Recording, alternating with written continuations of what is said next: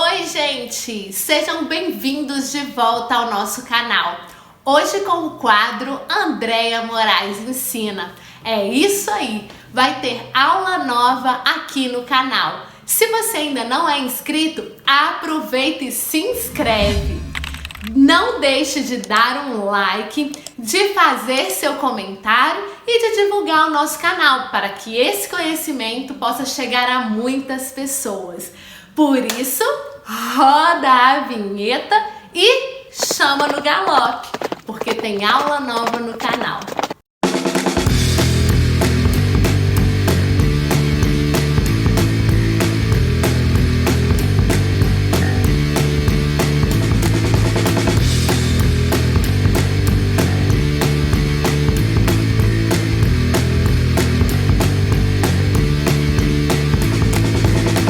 Então hoje falaremos sobre a escala GMFCS, uma das escalas mais utilizadas com a população com paralisia cerebral, tanto na prática clínica quanto em pesquisa científica. Caso você não tenha assistido a nossa aula 1 de paralisia cerebral, eu convido você a assistir. Lá nós abordamos sobre outros tipos de classificações da paralisia cerebral e então essa aula vai fazer muito mais sentido para você. GMFCS vem do termo em inglês Gross Motor Function Classification System, que nada mais é do que sistema de classificação da função motora grossa. Apesar da tradução para o português, o termo mais usual acaba sendo GMFCS mesmo. Essa escala foi desenvolvida por pesquisadores do Kent no Canadá em 97 e em 2007 essa escala ela foi revista e ampliada, levando-se em consideração os conceitos da CIF, que é a Classificação Internacional de Funcionalidade, e incluindo também a população com paralisia cerebral de 12 a 18 anos. O GMFCS ele é baseado no movimento iniciado voluntariamente, tendo ênfase no sentar, nas transferências e na mobilidade. Essa escala já foi adaptada transculturalmente para a população brasileira, assim como devidamente traduzida. O GMFCS ele nos dá uma descrição bem clara da função motora. Ele nos ajuda a formar um prognóstico quanto à mobilidade e à locomoção, assim como nos dá uma ideia sobre a prescrição de tecnologia assistiva que essa criança, que esse paciente possa necessitar, assim como um dispositivo auxiliar para a locomoção, para a mobilidade. Além de ser muito útil na elaboração dos objetivos e no planejamento da intervenção, assim como também facilita a comunicação entre os profissionais das mais diversas áreas e com os próprios familiares. Então vamos tentar exemplificar um pouquinho melhor essa questão de prognóstico, de orientar a reabilitação, os objetivos terapêuticos. É sabido que crianças com desenvolvimento, com menores potenciais, na verdade, de desenvolvimento motor, que tem um repertório motor diminuído, tendem a atingir um limiar, um limite de aquisições motoras muito mais precocemente do que crianças que têm um repertório motor mais vasto. Assim como crianças com GMFCS5, muito remotamente poderá se pensar no desenvolvimento de marcha, de locomoção. Enquanto crianças com nível 1 e 2, isso tende a ser frequente. Então, quando muitas vezes no nível 1 e 2 o objetivo terapêutico é aprimorar a marcha, ou desenvolver a marcha, aprimorá-la, os níveis 4 e 5 estão mais focados, por exemplo, no melhor controle cervical, melhor controle de tronco e mesmo trabalhando na hipótese de prevenir complicações secundárias futuras, como contraturas, deformidades, ou mesmo se pensando numa tecnologia assistiva para essa população. O GMFCS tem 5 níveis em escala ordinal, sendo feito distinções entre faixas etárias diferentes. Então, tem de 0 a 2 anos, de 2 a 4, 4 a 6, 6 a 12 e de 12 a 18 anos. Lembrando que deve-se considerar a idade corrigida de crianças com menos de 2 anos de idade, se elas forem prematuras.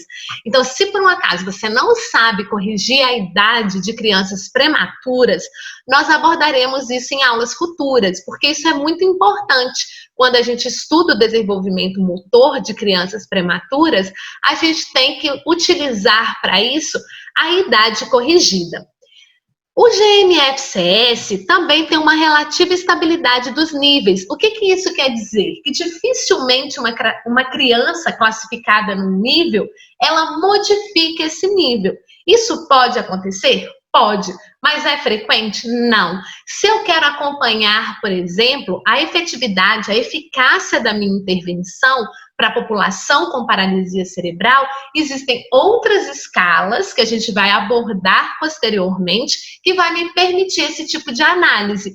Essa é uma escala mais para classificação, como nós estamos falando. Como que a gente vê essa escala? Então, essa é a carinha dela, né, desenvolvida aí por Palizando e colaboradores, traduzida, né, para o português, tem a versão brasileira. Vem com a introdução e todas as instruções que devem ser pensadas ao se aplicar essa escala.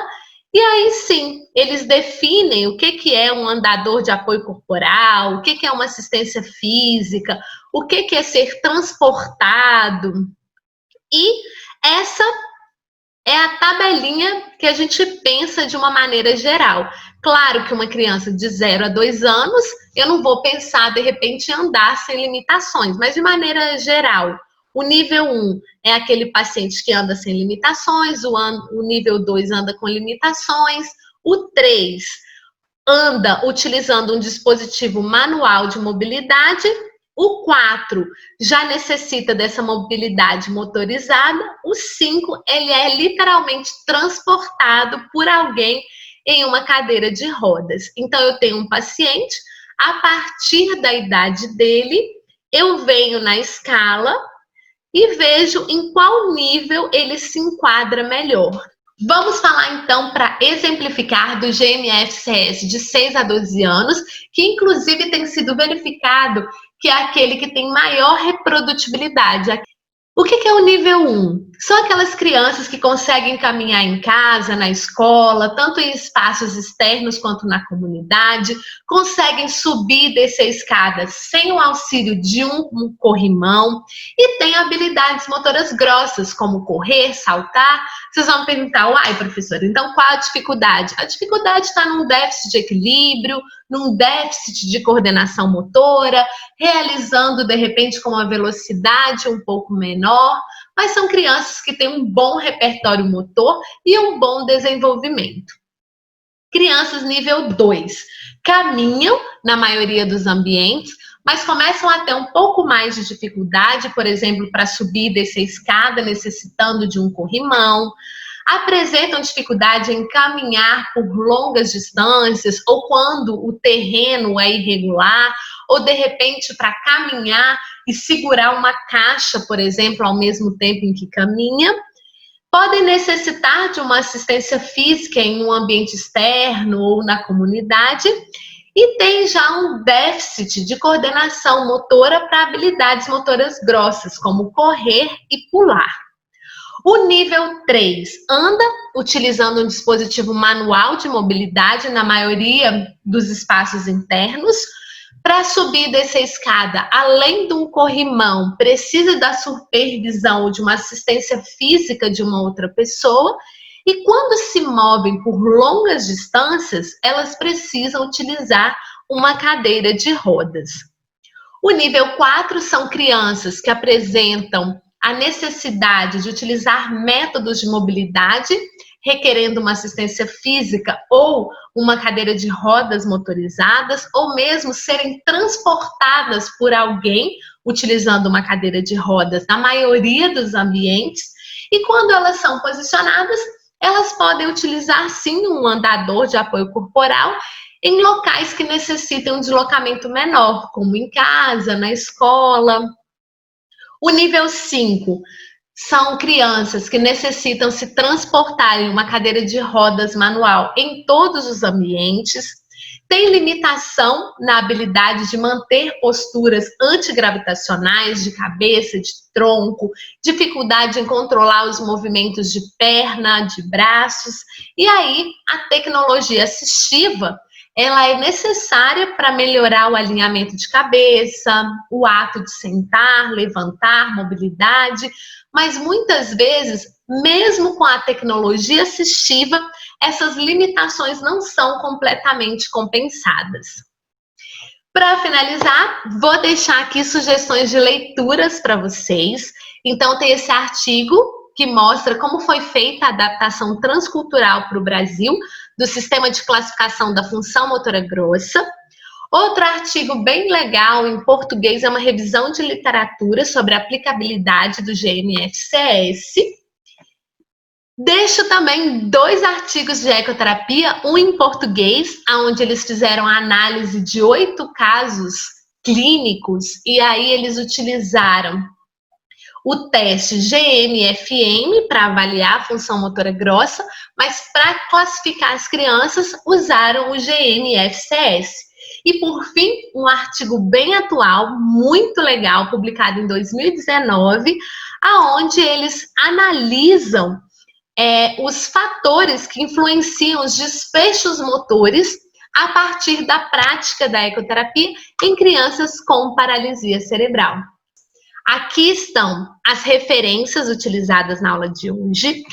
Indico para vocês entrarem no site da nossa casa, tem muita informação interessante de paralisia cerebral, inclusive as imagens da aula de hoje foram retiradas de lá. Tem também conteúdo sobre AVC infantil e outros assuntos bem pertinentes. Para quem assiste as minhas aulas, sabem que eu gosto de terminar sempre com uma frase. E para a aula de hoje, termino dizendo que transmitir conhecimento não é apenas falar o que sabe, mas inspirar novas atitudes. Se você já usa o GMFCS, espero que essa aula tenha servido para reforçar aquilo que você já faz na sua prática clínica ou nas suas pesquisas. Se você não usa, desafio a utilizar uma nova atitude que pode fazer toda a diferença para o seu praticante, para o seu paciente. Finalizamos mais uma aula do nosso canal. Agradeço a sua atenção de estar aqui conosco. Nos ajude divulgando o nosso canal. Muito obrigada e até a próxima aula. Já ia me esquecendo de avisar para vocês que o link para baixar a escala vai ficar aqui na descrição do vídeo e nos comentários, tá bom? Façam bom uso da escala. Até mais!